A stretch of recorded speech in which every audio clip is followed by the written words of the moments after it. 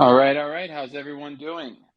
This is Nick from the Satoshiverse team. Excited to have an awesome panel here today for I think this is our 15th or 16th version of the Hideout. Really excited about this panel. Awesome topic. We're going to be talking about music in the metaverse and NFT space, and we've got some experts in that regard. So I think the first thing we'll do is introduce everybody. I know people will continue to trickle in, and a lot of people watch this on the recorded version.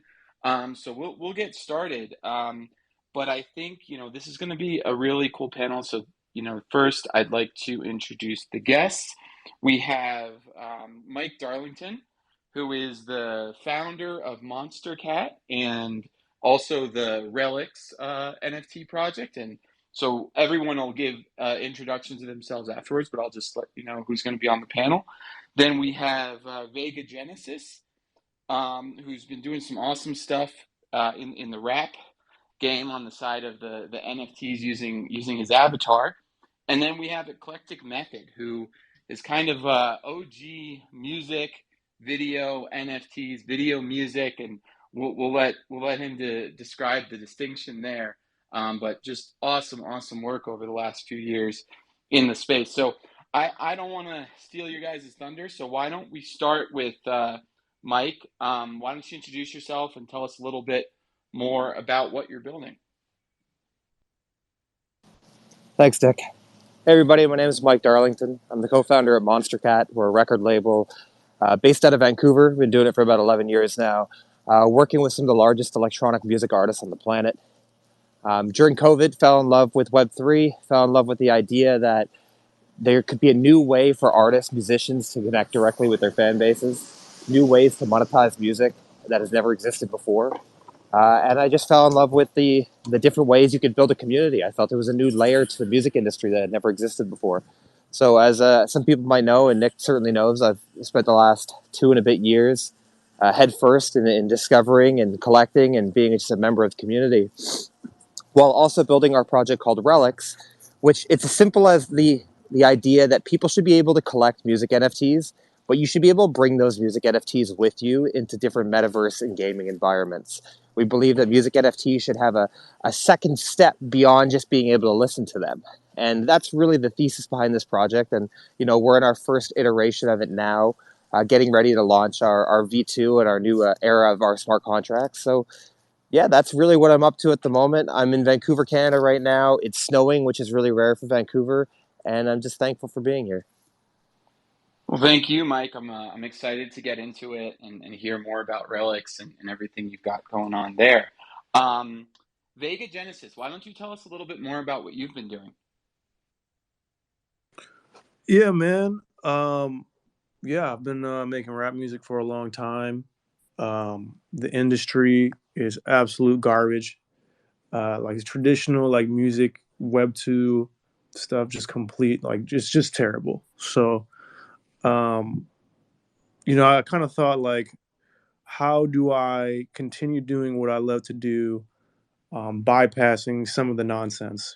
Because you either do it independent and get lucky because the percentages are like super small for success of independent artists, or you abide by the label rules and the music industry rules, and you act a certain way, you look a certain way, and you make music that's exactly like everybody else's. And I decided that I didn't want to do that.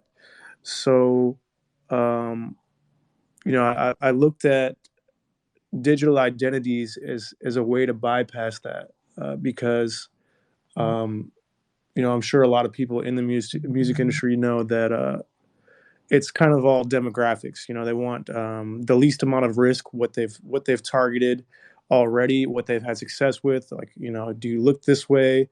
Are you this ethnicity or whatever else? And all of that can be bypassed by being represented by like a cartoon character, because everybody loves cartoons. It all automatically targets all the demographics. It solves a lot of problems. Mickey Mouse is like 90 years old and has been through so many iterations, and everybody loves Mickey Mouse. So I figure you can do the same thing in really any industry, and I apply it to the music industry for myself.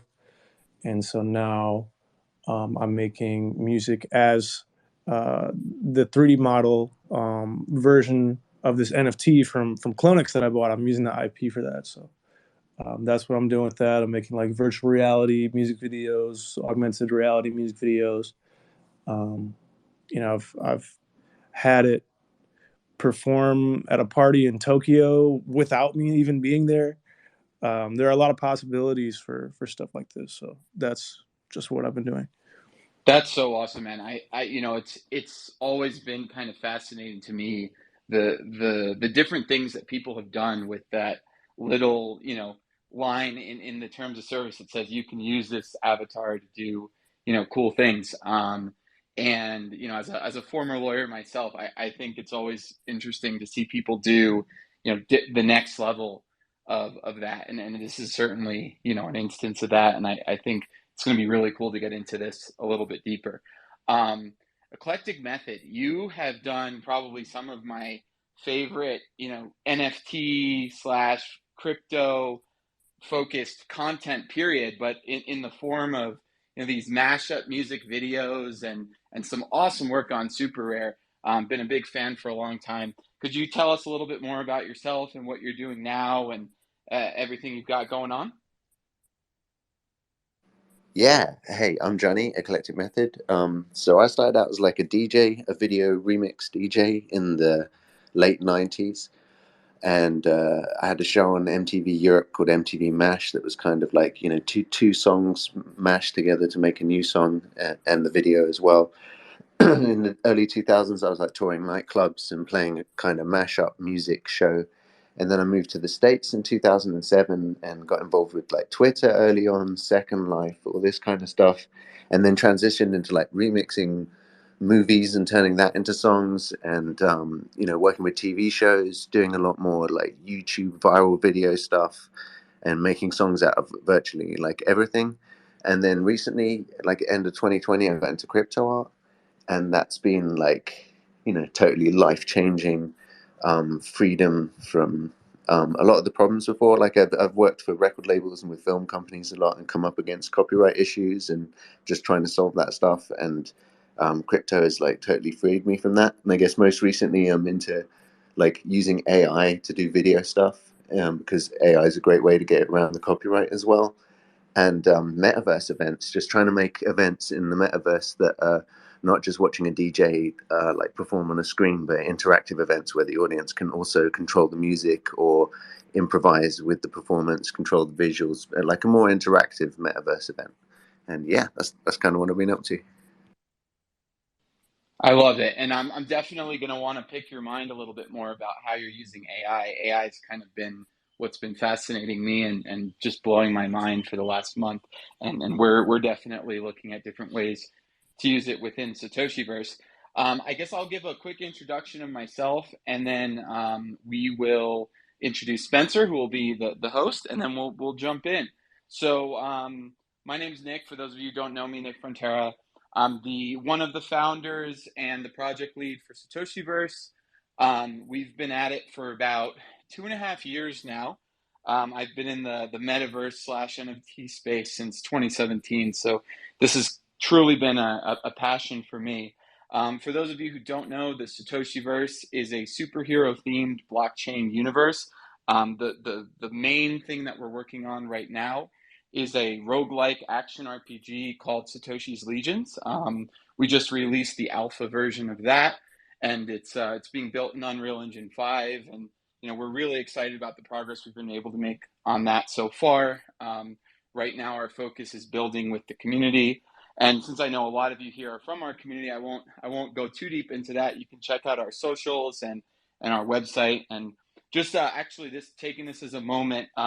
If any of the speakers want to post a link or whatnot to this spaces, feel free, just so that people have access to whatever you might be working on at the time. We'll post a link at some point for our new alpha release, but just want to extend that to everyone here if you have something you want to post. But beyond that, before I got into this fun, crazy metaverse and NFT space, I was working as a copyright and intellectual property lawyer at a major LA-based law firm doing mostly music copyright litigation. So one of the things that kind of got me into this space was an interest in how NFTs could be used as, a new means of securing digital rights and kind of this tangibilization of digital assets separate from the intellectual property rights. And so, I think that music has always been something I've been super interested in, both within the Satoshi verse and prior to getting started with all this. So I'm just super stoked and thankful to have such a great panel today. And yeah, and we'll dive in. Spencer, why don't you introduce yourself and we'll get started. Sure. Yeah, my name is Spencer Vogel. I've also been in the crypto and NFT space since around 2017, 2018. Um, I've been working with Apollo Entertainment and Satoshiverse for about a year and a half now on the strategy and business side of things. And I'm also a musician myself. I'm a bass player. Played in a ska band in high school that played a bunch around the Philadelphia area, but haven't played too much recently. But hugely into music, and really excited to get into this topic. So we're going to start off with a couple questions for everyone in the group. So anybody can feel free to jump in, and I can also call on people if there's a lull. But the first question to everyone is, how can NFTs change the music industry for the better?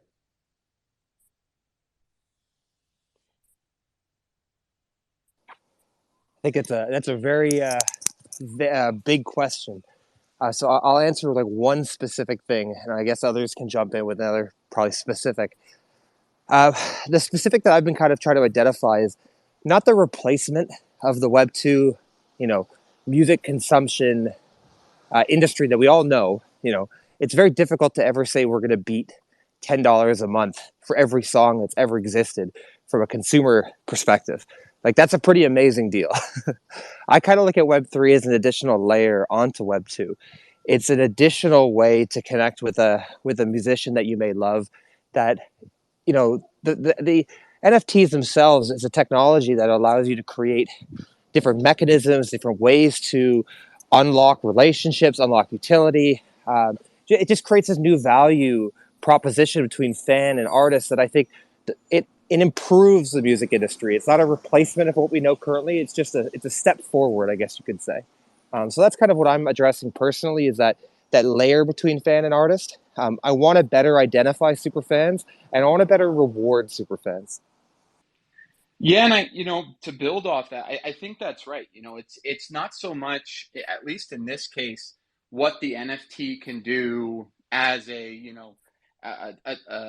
thing, right? It's what can musicians and labels and just creators do with NFTs that they may not have been able to do before. And so, when I think about NFTs kind of generally, I think about ownership, right? And I think that the two things that NFTs really provide, generally for digital assets is a tangibility layer, right? And you'd have to kind of get deep into the weeds on legal stuff to really get into what that means. But for the basic form is really just, in my mind, there's something that you can own that's digital, that's separate from the IP itself. And for a very long time, what you really got when you purchased a song, when you purchased any kind of digital asset, was a license to use it, a license to play it, a license to view it, a license to show it, right? It was all licenses. There was no tangible ownership layer. So what really interested me early on in NFTs was this idea of creating tangibility for digital assets.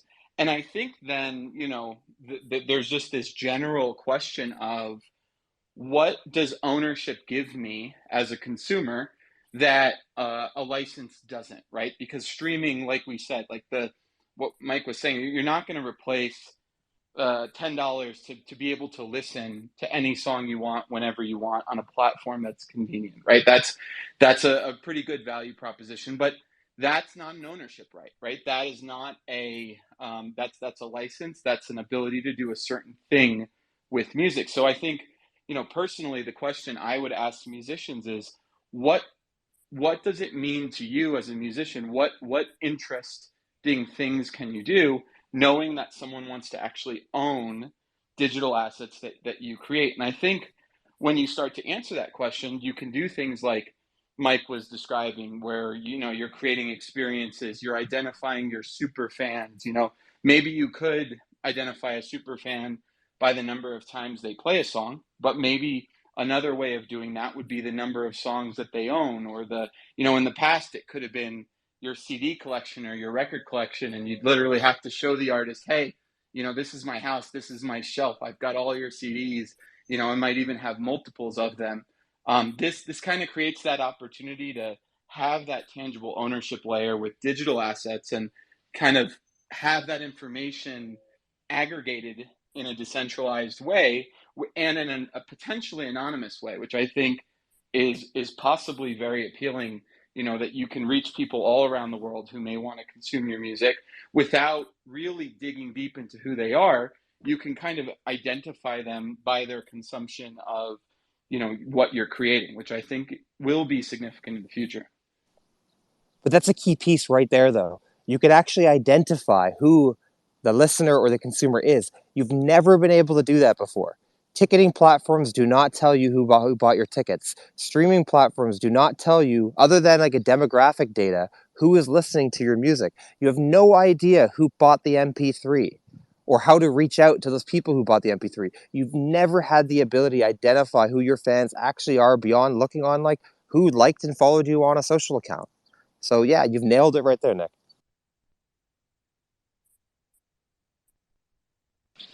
I'd really love to hear, I think Vega, Genesis, and Eclectic, you guys both have such interesting, it might not be directly related to this question, but Eclectic Method, you've kind of reinvented this hybrid between, video and music. And Vega, what you're doing with the avatars that you were touched on before, I think could lend to this question as well. I guess Eclectic, how did you kind of get that idea to to start mixing in that way, but to creating works of art that you can't really separate the music from the video, right? Like they really do go together. And it's not about really listening to the music or the tune or whatever it is. It's kind of this holistic experience. Yeah, so yeah, obviously, like, I'm a musician first and got into like samplers and guitars first, but then got into video, and I think we've had like a few decades where the most successful artists have been the ones who like spend a lot on music videos or do really creative music videos. Um, so I'm already kind of see myself as a visual artist first and a musician second. But in the ways that like the music industry can be changed by NFTs, I think events, having gated events where people who own certain parts of your collection get different treatment in metaverse events and can access different things. That kind of like community you can build around it. And there's people who might be fans who want to listen to you on Spotify who don't really want to engage with what you're doing, and then there are other people that do.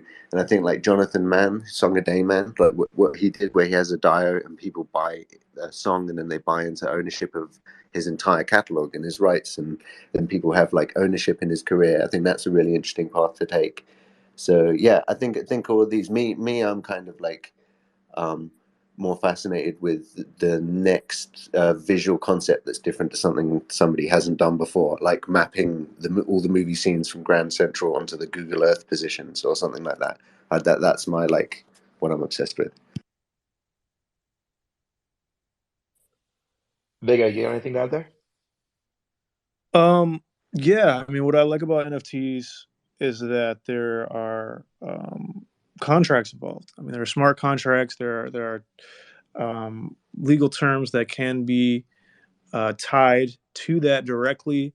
So you can give people rights to things, and your creativity basically determines, the limit of what you're able to do. So my biggest thing with this is that um, you know you want to grow with your audience. And while the avatar solves the problem of like age or particular demographic, there is always going to be a group that grows up and they start thinking about things like, why am I spending money on things that don't make me more money? Um, that's kind of even where I'm at in life. It's like I don't want to spend anything unless I get something back out of it. Otherwise, what am I just buying like clothes for to what? To flex? No, I'm too old for that. So I am interested in music and music NFTs um, being beneficial and profitable to both the audience and the artist. And I think that's the biggest thing that I hope to accomplish. Um, and the most recent way that I've done that is that I've sold music features as NFTs, because never before has an artist sold a feature that somebody can hold for resale. And you think about like a music feature and what it means as an artist progresses or grows. I love to use Drake as an example because everybody knows who Drake is. But imagine buying a Drake feature in 2008. What would that be worth? And compared to like what would it be worth now? And of course, there's the immediate usage. Like you can burn that feature NFT and you can make a song with me now, but you can also hold it in a way that brings audience value, and you don't necessarily have to be an artist to buy a feature, or like people that buy um, limited, you know, projects like EPs, mixtapes, albums. Like if they're limited to a number, same thing. Like that could be valuable in the future. Not the same as if you buy an artist CD at Target. You pay $10 at one time, and then like that's never worth $10 again. You're gonna buy it at a garage sale for $1 off of somebody. So that's really what I'm interested in with it, and I just want to see people benefit from supporting an artist. The last thing I'll say too is what I would love to see, and we're just too early for yet, is like maybe an application that works as like an aggregate that asks for permissions from the DSPs like Spotify or Apple Music or whatever else, and they put them all in the same place with the Web3 integration that recognizes what music NFTs that you have in your wallet, so that it can like seamlessly like insert those into your playlist, because it's really just about listening experience. Like nobody is going to go to OpenSea and listen to your song, but if you could slide in like a music NFT into a Spotify playlist through an aggregate type of app like that, then it would definitely change like the value or meaning to own music NFTs, because else and you're buying limited music drops, but then you could also like listen to them normally, they would mean a lot more. Thanks, Vega. Yeah, I really like that perspective. So the next question I'm going to open up to everyone again. So in the past, the investor role in the music industry was typically reserved for the labels. And one of the ideas of music NFTs is to democratize this investment in music. But how interested do you think the general public will be in music ownership now that streaming has become the norm? Maybe Mike, do you want to start us off with that one? Sorry, when you mean music ownership, do you mean ownership of the copyrights or ownership of the music NFT? The ownership of the music NFT. Yeah. Yeah, again, I think we have to look at these things as a token and what is possible with the token. Um, there's a there's that way to connect with a fan, with an artist that you just was never possible before. Ways to identify who these fans are that was never possible before. Like if somebody owns a Monster Cat or Relics NFT, I can spin up a Shopify site that does exclusive sales for those for clothing or for apparel for those owners. I can spin up a gated access point to early pre-sales for tours. We can, of course, do gated Discord channels and servers. There's just ways that we were never able to really do in the past effectively, and with constant new technology being developed around it, as we've been able to do with NFTs. So again, the ownership of the NFT, whether it be a song or an audio visual, I think is definitely part of it. And there's going to be a subset of people who love collecting songs and art. It's just, it will be a passion of theirs. And then there will be a subset of people that are going to look at this as the token and what that token ownership can mean to them and to their relationship with said artist. And of course, none of that even gets into the discussions like platforms like Royal is having around beginning to actually own the copyrights. It's as an NFT, it's another avenue in itself. Yeah, actually, when you asked the follow-up question, I wanted to pry a little bit more on that second one because I think you're in a really unique position to, if you want, comment on because you guys have done so much, I think, in the realm of royalties for artists and the creating different types of agreements than the kind of the 360 deals that a lot of labels were used to doing. So I'm interested kind of in that angle. Obviously, what Justin's doing with royalty or royal, sorry, is pretty interesting. And maybe it's not necessarily the copyright itself. Maybe it's just an interest in some of the financials, however you would structure it. But do you see a viable path in the future for kind of direct investment in artists, whether that be early or more established artists, but kind of crowdfunding, early careers, or do you think that that's always kind of going to be the role of the label who has the resources to do that? Well, I guess the challenging part of the question is if we talk about artists late in their career, that already is existing. Companies are in hedge funds and investors are constantly buying up old catalog. Justin Bieber just sold his for what, 200, $300 million. So there's already been a financialization of the ownership of the music. Now, early in the career, I struggle with that component because I do see, especially if you want to go in like the pop direction, I do see how critically invaluable the major label ecosystem is, and it's truly one in a good like multi-million who survives and makes it in the pop side who doesn't have that backing behind them. So investing into an artist and owning their copyrights early might actually be harming their ability to become the superstar and have that value in the future. So we need to find a balance that allows people to invest and collect from artists, but still gives them the freedom and flexibility to sign whatever deals they want to sign in their career.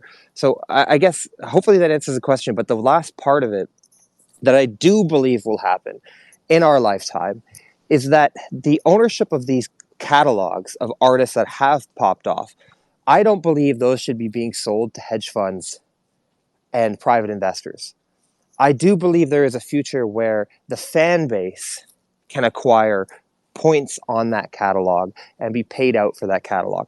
I believe if BTS said, our catalog is for sale for $2 billion, but we're only going to do it through like a crowdsourced model, and the BTS stands can all buy for $200, a fraction of their catalog.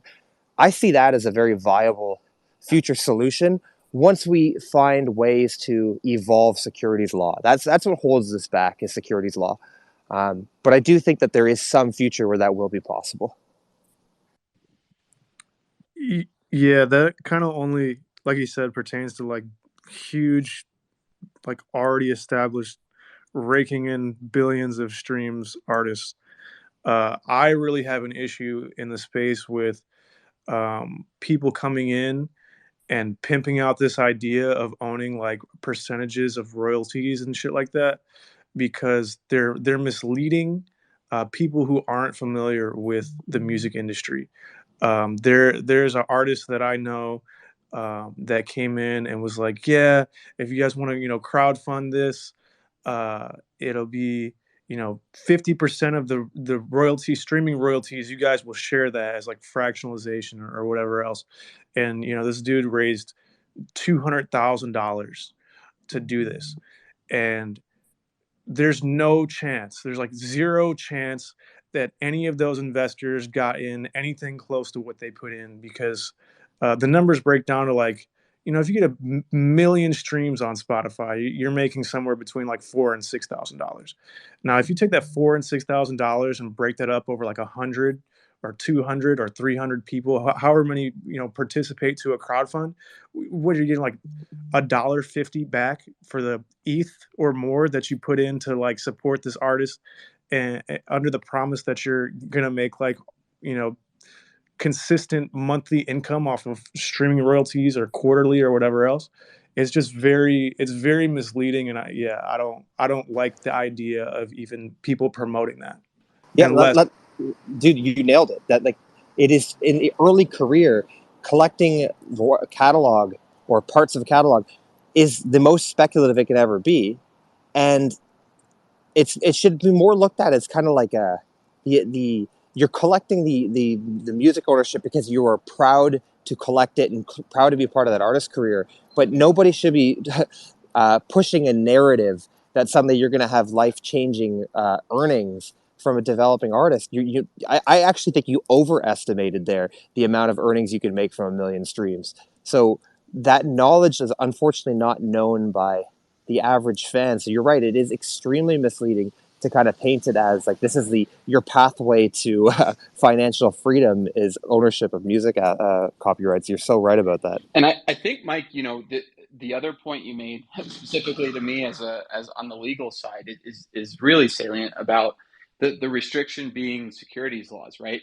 Because, streaming rights, while they may be, a smaller portion of how many artists make their music, are just one of many ways in which an artist's celebrity and music is monetizable, right? So, especially now in the age of social media and, promoted endorsements and whatnot, the persona can be even more valuable than the music itself. And so, it is interesting, right? Because labels, like you said, do have such an important role and kind of a stranglehold on whether an artist makes it or not, right? And you would almost need the labels to buy in, I feel like, if you were ever going to have a viable system for owning a piece of the pie. But I guess when I think about it, sometimes it might be expanding the pie, right? Like what is a musician from a financial perspective? They're not just their music, and theoretically, if there was a system that was able to, allow you to directly invest in a musician as you would a penny stock or a company, and then, I like to believe that some of the same incentives that allow people to invest in private companies, and then ultimately that company is taken public and that's just worked into the deal, and the early investors do well on that, could be factored in to a music type of celebrity investing in their persona, without necessarily jeopardizing the interest that a label would have, because maybe the label get there's something to, right, there's some value add, and maybe the label's involved, and maybe it's the labels themselves that are putting together NFT projects that allow people to directly invest in musicians, and do something like that where they're hedging some of their early losses on emerging musicians. It could be the labels that do it. And so I don't know, it's not definitely not my expertise, but I think that at least conceptually there's some viable model out there where you can directly invest in someone. But yeah, for me the hiccup is the SEC, and really getting some clarity on regulations on what securities laws are going to say about NFTs and direct investment. I guess the challenge here is that, like, I consider an artist who's making, say, $1.5 million a year to really have like made it as a musician. That would be at the point where you've got residencies, you are playing festivals, you've got some hit tracks, like you've really done well if you're making $1.5 million a year. So at even ownership of, say, 10% of that artist career, or 10% of that artist, you're talking maybe 150 grand that could be potentially divvied out to investors. So we're taking the 0.01%, the people I think have like truly crushed it in life. And even then, it's only 150 G's a year. that needs to be divvied out to investors. So it's just a challenging business model if that's what's considered like top of the game, you know? Totally makes sense. All right, so we're gonna move on to some individual questions now. So first one, I'm gonna make to Eclectic Method. So you've carved out a really unique profile for yourself in the space with your works that combine video elements with your musics under the mantra video music, not music videos. You've also done several extremely popular videos of prominent figures in the NFT space, remixing their words and creating music out of it. Love to know more about how you arrived at your unique take on music NFTs and how you think artists and musicians can think outside the box to take advantage of the medium. Yeah, so basically, I've been a remix artist. Basically, I'll take samples like gunshots from a movie and make a song out of it, or make a movie rhyme, cut all the lines out of it, and make a song out of it. And I've been doing that for like 26 years, just having fun with it. But the problem with it is copyright. Like the show on MTV was prohibitively expensive to run. I've had like a record deal with Motown fall apart because they can't license their own clips of classic like the Temptations are all from like the Ed Sullivan Show in the 70s. I had a TV show at the BBC fall through for the same reason. Was like about to edit a Hollywood movie, same reason. So the copyright thing has been a massive issue, and I've been basically just looking at a way to free myself up from that. So when I was getting into crypto art, I started learning Cinema 4D, or got back into doing 3D art after 20 years as a way to avoid copyright issues by making my own movie clips. And so I've kind of like inhabited this weird space where it's been very hard for me to move forward legitimately with a film company or a record label, but I can make a remix on the internet and make friends with like a director or an actor or a musician and like get quite far that way. And so when I stepped into crypto art, it was like I realized, it shouldn't all just be about selling NFTs, and you got to do other stuff to like make yourself part of the community. And for me, it's making songs about other crypto artists. So I'll take either the art from the artists or their interviews and cut it up into a rhyming song that tells their story or what I think is their story.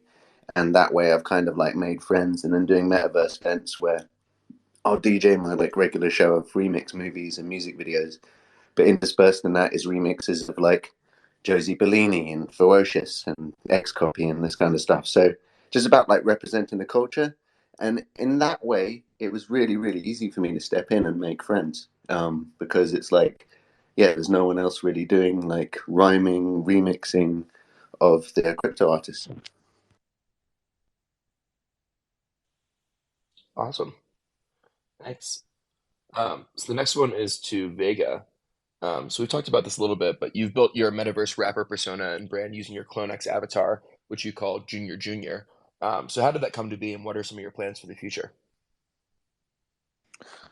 Um, I talked about what I don't like about the music industry and the way that they perceive people, and so that's kind of why when I saw what Clonex was doing with their NFT drop, and they said like, hey, we'll be providing 3D models. You have the IP rights and stuff like that.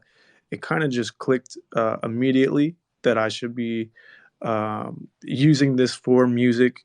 I would say one of the inspirations for that would obviously be the Gorillas. They've always been, um, digital characters, and it just made a lot of sense to do it this way because then you want to kind of take the path that's least traveled or less traveled, um, because it differentiates yourself and it sets you apart.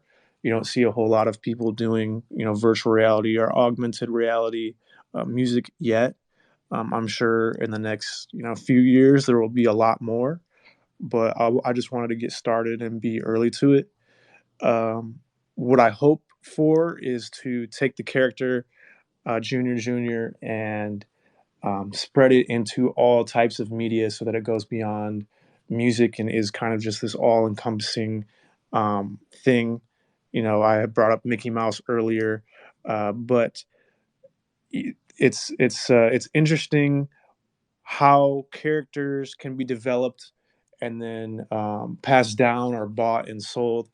Like you know, the rights to Spider-Man had been sold to Sony, and then I don't know. I think they got resold to like Disney, but everybody still knows that it's Spider-Man. Everybody still loves Spider-Man. So if I built up this character to be some kind of like media giant that does music, that's in YouTube or Twitch streams with video games, or has its own cartoon on Netflix or something like that, I could either decide to pass it down to like kids if I ever have kids and they can continue it on, or if I just got sick of it and I never had kids and wanted to sell it to somebody else for X amount of millions, like a Sony could buy it, and then everybody would still know the character is the character, and the ownership, the face behind it doesn't really matter. So that's what I hope to do with it.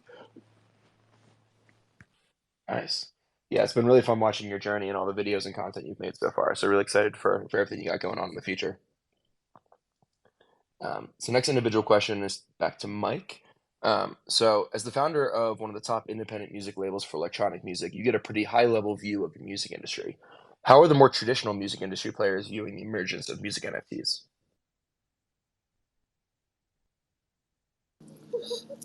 Honestly, I'd say the average person is open-minded. Uh, some of the largest group chats that I'm a part of in Web3 are made up of music industry folk that are collecting, and whether it be collecting music NFTs or PFPs or generative art, um, especially people coming from dance music. I think electronic music, for whatever reason, has always attracted uh, technologists and people looking at like new ways to do things. So music NFTs and NFTs themselves have really clicked in that audience. I think the biggest challenge and hurdle is actually artists' fear of backlash of being involved with NFTs. Um, it's generally the management and the labels and the agents that are like really wanting to try things that are new. But it's generally the artists that are afraid of what their fans might say or think, or how they might attack them for trying. Because unfortunately, there is still, I'd say, the average person is still like very not behind this.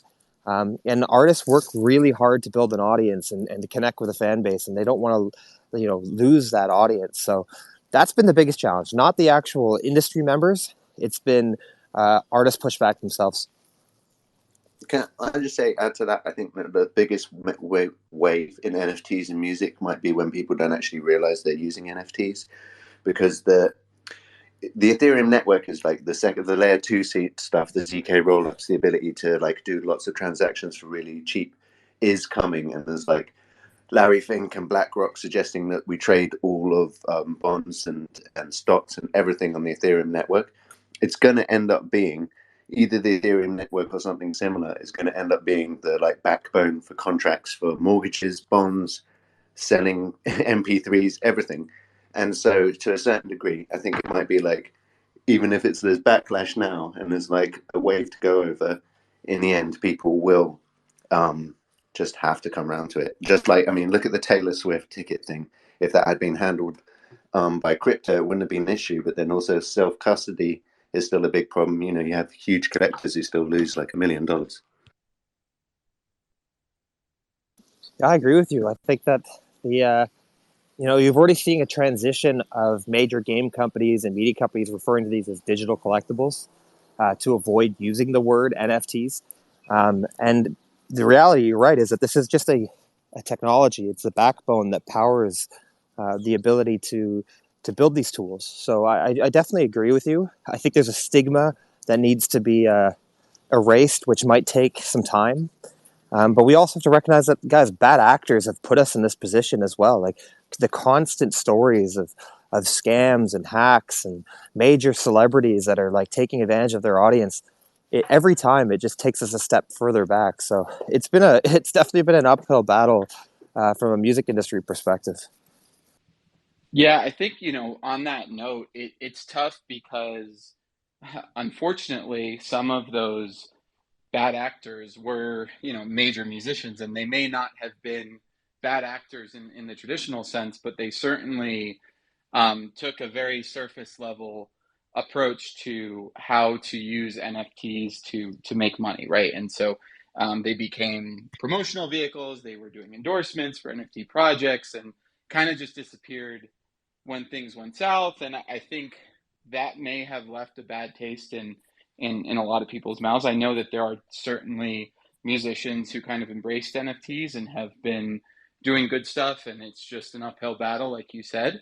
But I think, leaders within the music industry will need to see a viable path and really, take those steps forward for this to really emerge the way it's going to. Or, it's someone like you, Mike. It's someone like Eclectic Method or Vega, just, taking this to a different level, doing something totally different, and showing the these more established musicians that that there's something different here, right? There's something more that they can do that creates that interest. And I think it's a double-edged sword, right? We need to do more on our end to showcase the value proposition. And I think that if we do, if there is a value proposition that is more than just, hey, you know, get one of these, put them as your avatar, and we'll pay you X dollars, and do a couple tweets, and here's some easy money. I think that there may be uh, more of a widespread um, adoption. But I mean, the music industry to me is the most complicated of all the potential entertainment industries in terms of adopting, this new medium, because it's so complicated on the right side. And the I don't know. I think that's why you need the labels and the catalog holders to buy in and see a viable path. But I, in a way, the transparency thing in crypto is what shows up the bad actors. Because you're talking about the PFP projects where people are paid to like promote stuff, and that's kind of like falsely valuing something. But I won't name names, but there's definitely DJs in the world who had 100,000 Facebook followers in a Mexican town with 10,000 citizens. I mean, pay to play exists. The whole thing's been a pump and dump for like many years. So in a way, crypto just shows that up quicker and shows like who's fake quicker. yeah, I partially agree with that. I don't want to put blame on musicians though for getting the bag during the that last couple of years. Like, not every person is going to be the most educated, the most like technology leaning. Like, there's cases where people definitely were taken advantage of at a time where they were at their lowest. Like, I think COVID hit the music industry potentially the hardest of any digital industries. They it just hit every direction on an artist was crushed during COVID. So I think for a musician to get a phone call that says, "Hey, I got some guy who's going to line up a project with you that's going to generate $1 million in an hour. You know, do you want to get involved?" I don't want to say that every musician who did that is a terrible person and a bad actor. I just don't think they knew what they're getting themselves into. I don't think they recognized the commitment they were making. And I think the idea that the way we even talk about this is like these buyers are your investors. Well, guys, I remember 2 years ago that wasn't the case. Like, people were selling JPEGs and saying these are just your collectors. Um, so there wasn't that expectation. So I don't know. I think this has been a really tough time for musicians, and I want to give the average person the benefit of the doubt that they didn't do this to screw anybody over.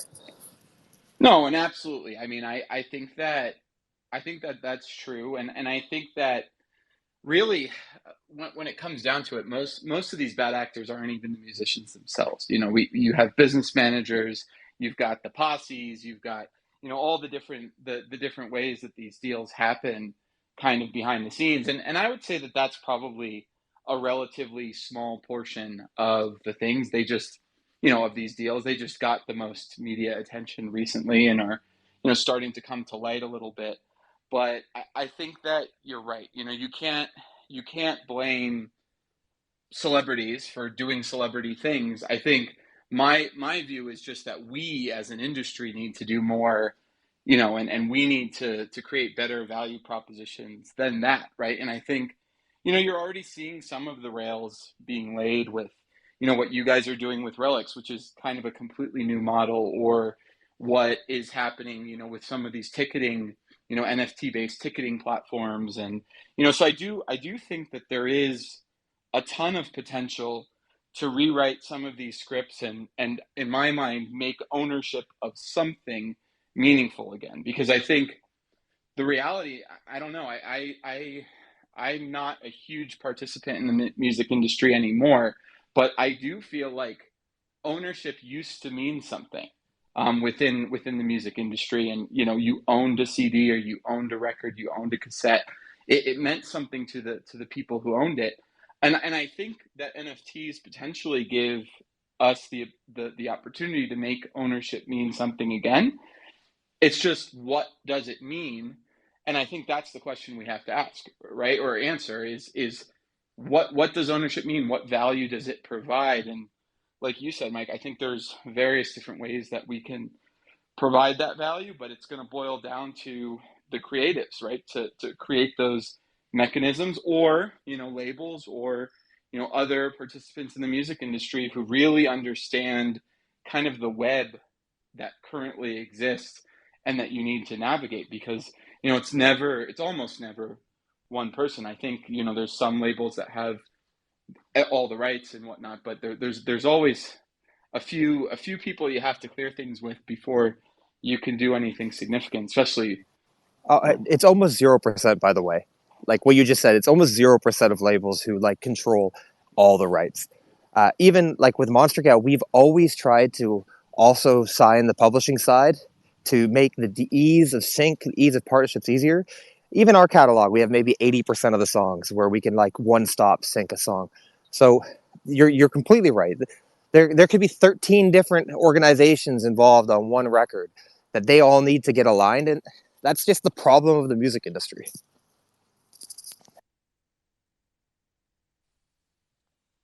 Unfortunately, I don't see a pathway to that changing anytime soon. We would essentially have to dismantle every function that we know, from distribution to accounting to royalty management to sync and partnerships. Like all of that has to change if we want to move away from a model like that. And I don't know if that's going to happen. Like maybe it'll take indie artists breaking single-handedly without the need for all of these different functions of the music industry. But until that happens, I think we just have to accept that this is, the way things are structured. No, yeah, I agree. I mean, I think that if it just kind of from my perspective on the legal side, you could only offer what you control, right? So maybe the early steps are going to be made with, rights holders offering some subset of the rights, or the profits, or, engagement. Like you said, I think the artists could have potential to just create an entire new class, like social media may have. And someone owns those right of publicity, the persona, but there could be just new classes of products that emerge through this, that may not squarely fit within an existing rights agreement. So kind of creating value on top, just like the endorsements might, when you do a post on Twitter or whatnot, which didn't exist, 15, 20 years ago. And we had to rewrite all the contracts and think about those rights when we were negotiating our new deals. So, I mean, I think that, it's tough. As I'm also skeptical of how the music industry is going to embrace, what I consider to be a pretty interesting new medium of creating a different kind of product or opportunity for your consumer base. But it's complex. Or we see a situation like the development of SoundCloud or Spotify, where they just did it, and then they dealt with the repercussions and the rights frameworks afterwards. Or some of the video streaming websites. I don't think they had all of their systems and their licensing in place when they just built it. So we might see that as well with Web3. Somebody will build it first and then solve, that frameworks issue Yeah, after. I mean, look at TikTok, right? I remember I was sitting at my desk 3 or 4 years, more than that, probably 5 or 6 years ago, and my partner called me and he said, "Hey, we're representing one of the major rights holders of these catalogs, and we're going to be suing TikTok." And the case never it settled before it actually happened, but it was exactly that. It was, we built it, people are using it, there's money here, there's an incentive, right? Now it's lawsuits, it's legal, and from that, deals were struck and a system was created. And for better or for worse, I won't comment on that, but I think you had an entirely new, never before did people think little tiny clips of songs would be, massively marketable to, people all around the world, but they were, and that felt like it happened overnight. It was crazy how fast everything changed just because it had to. It's definitely interesting because, yeah, I have noticed everybody knows that small section of the song, but then if you actually hear the rest of like the viral or popular song, like 9 times out of 10, it's terrible. Like it doesn't even compare to that really familiar soundbite. And that just seemed like the direction that shit, I mean, is gonna go all over the place. It's the same as like, having a commercial on TV. You have like a little jingle for 10, 15 seconds, and that's what everybody knows and everybody repeats, and it sticks with them for 40 years.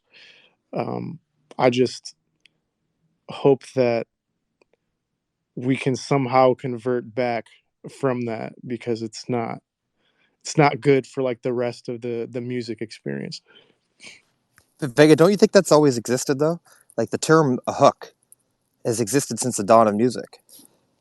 That's, I mean, it's definitely true. It's always existed, but now it's like so much more extreme that it'll just be like 5 seconds out of a random verse, and it's just like two lines of like everybody knows this and says it, and then you don't even know the rest of the song. Yeah, I agree with you to a point for sure. I try to think back to when I was a kid, and like a song would come on the radio, and everyone in the car would sing like, that one section, and then you'd hear them just mumble the rest of the song because they didn't know the lyrics.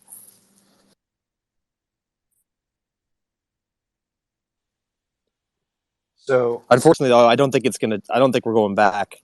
I think the attention span ecosystem, the short form video content, it's only becoming more prominent. Even if TikTok gets banned in America, it's only going to make it more popular around the rest of the world, and it'll just pop up on Instagram and YouTube and Twitter, a week after, as a new form of consumption in North America. We Oh didn't yeah, even get attention onto span. AI music yet.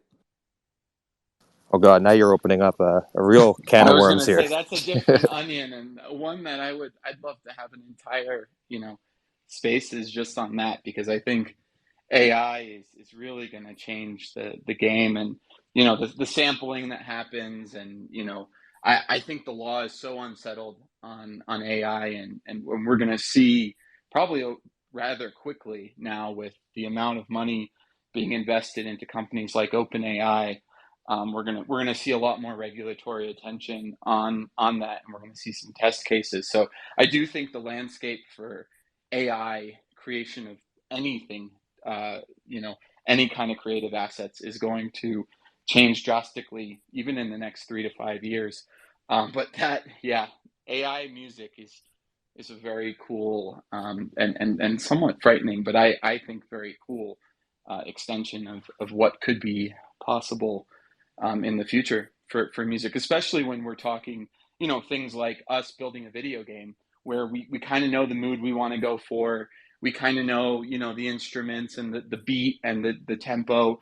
The idea of potentially having AI do 80% of the work on getting something completely unique, started, I think is a really interesting proposition. Now, I don't know how much that's going to, unsettle the current music industry. And Mike, I know you guys do a lot of music for games, and generally music that accompanies other, visual graphics or experiences, that may not be enjoyed just for the music itself, but is kind of more of an add-on, or something to amplify the experience. I think that's where AI could really pay some dividends. But I wonder, and I know we're getting towards, well, we've gone past an hour, so I want to be respectful of everybody's time. But if you have any, anyone has any kind of last thoughts that you want to wrap up with, I just want to say thank you to all of you for joining it, both the panel and the community. I know a lot of people are going to be watching this in the recorded version. And before we do wrap up, we do always give away a 8 More Army avatar or some other NFT on our spaces. So I just want to announce the winner of our contest. It's SJC at, I guess it's at S_CXOXO. So if you want to, congratulations first, and then if you want to shoot us a DM, we'll shoot you over an 8 more Army avatar, so you can get to playing the phase 2 version of our game when that comes out. But yeah, again, just so grateful for all of you to jump on. I think this has been a really interesting conversation. We'll probably do another one of these on AI and the implications. So we'll definitely extend an invitation to anyone who wants to be on that panel. But otherwise, I really appreciate you guys taking time out of your day to come and talk to us. And it's been super interesting discussion for me. Feel free to close with anything you've got going on or anything you're working on, letting people know where to find you. If you're in the audience, please do follow and check out all the different things that these guys are working on. These are truly leaders within the industry. So I'm really would strongly advise that you check them out if you're interested in music in the metaverse and NFT space.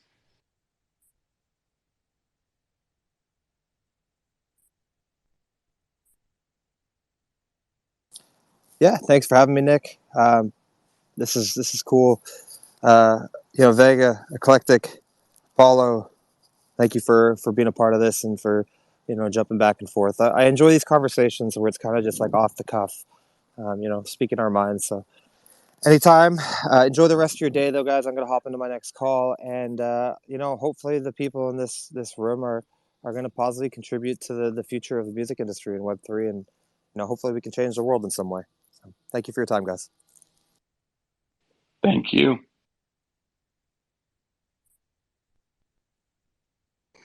Yeah, I don't really have any crazy inspirational last words. Thanks for having me up here as well. To everybody else, all the stuff we talked about, music industry people and things where people are being misinformed. Just don't get pimped by some big artist that's promising crazy things. It'll put a bad taste in your mouth and ruin it for the rest of us. So just do your research.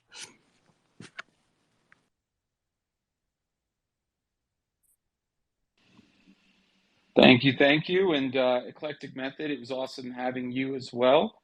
Really excited to see what each of you guys do in the future. And again, for the Satoshiverse community, check these guys out if you haven't already. They're doing awesome stuff. So definitely look forward to continuing this conversation as we go. If there's no last words, I'll wrap it up, and we'll see everybody next time. Thank you, everyone.